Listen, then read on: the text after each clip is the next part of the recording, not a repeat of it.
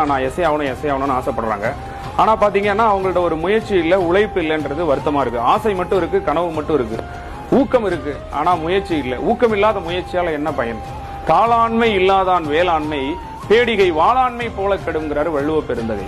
அதாவது முயற்சி இல்லாதவன் ஆசைப்படுறது, தான் நினைத்த காரியத்துல சக்சஸ் பண்ணணும்னு நினைக்கிறது, பிறருக்கு உதவி பண்ணணும்னு நினைக்கிறது. அதாவது என்னுடைய தாய் தகப்பனை நான் நல்லா வச்சுக்கணும், நான் வருங்காலத்துல எல்லாராலையும் மதிக்கப்படணும், நான் பெரிய ஆளா வரணும், நான் நிறைய பேருக்கு நல்லது செய்யணும், நான் நல்லவன் அப்படின்னு நினைக்கிறவன் வெறும் மனசுல ஊக்கம் மட்டும் இருந்தா போதுமா? அந்த ஊக்கத்தை முயற்சியாக்க வேண்டாமா?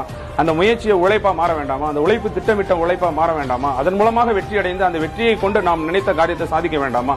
4 பேருக்கு உதவி செய்ய வேண்டாமா? சோ அப்ப நிறைய பேருக்கு ஆசை இருக்கு 2 ஸ்டார் மாட்டணும்னு, ஆனால் உழைப்பு இல்லை, முயற்சி இல்லை. அப்போ ஒரு பேடி தன் கையில் வாளோடு போர்க்களம் புகுந்ததை போன்று முயற்சி இல்லாதவன் ஆசைப்படுவது என்கிறார் வள்ளுவர். தாளாண்மை இல்லாதான் வேளாண்மைனா முயற்சி இல்லாதவன் பிறருக்கு உதவி செய்ய வேண்டும் என்று நினைப்பது ஒரு கோழை ஒரு கையில் வாளோடு போர்க்களம் புகுந்ததை போன்றது. தன் கையில் வாளோட போர்க்களம் புகும்போது என்ன ஆகும்? தன்னையும் காப்பாற்ற மாட்டான், தன்னை நம்பி இருக்கவங்களையும் காப்பாற்ற மாட்டான் ஒரு கோழை. அது போலதான் முயற்சி இல்லாதவன் செய்யக்கூடிய கற்பனையும், நானும் சப் இன்ஸ்பெக்டர் ஆகணும், நானும் பெரிய ஆளாகணும்னு சொல்லிட்டு இன்னைக்கு நீங்க உழைப்பை கொடுக்கணும் இல்லையா? த சீக்ரெட் ஆஃப் சக்சஸ் அப்படிங்கிறது தினமும் நீங்க எந்த அளவுக்கு கஷ்டப்படுறீங்க அப்படிங்கறதுல தான் ஒளிஞ்சிருக்கு.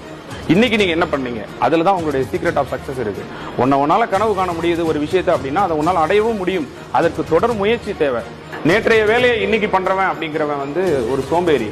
இன்னைய வேலையை இன்னைக்கே பாக்குறவன் சுறுசுறுப்பானவன். நாளைய வேலையை இன்னைக்கே பாக்குறவன் தான் வெற்றியாளன்.